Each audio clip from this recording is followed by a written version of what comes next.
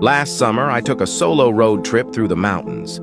I wanted some time away from everything. Just me, my thoughts, and the open road. I was driving late one night when my car started sputtering and eventually died. I managed to coast to the side of a desolate road, completely cut off from civilization. My phone had no signal, and it was pitch black outside.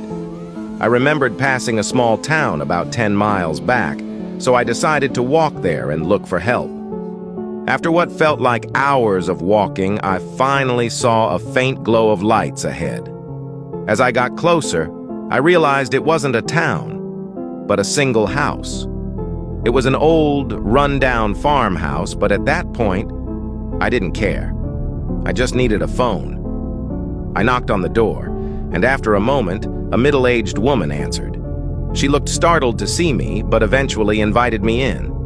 The inside of the house was even more decrepit than the outside. The wallpaper was peeling, and the furniture looked like it hadn't been touched in decades.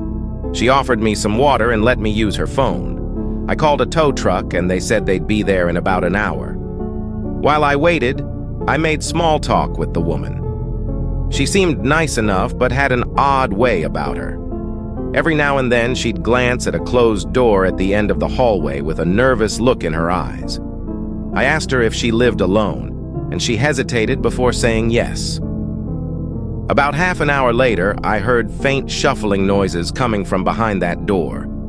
I asked her if she was sure she was alone. She laughed nervously and assured me it was just the house settling. But her eyes told a different story. Follow for part 2.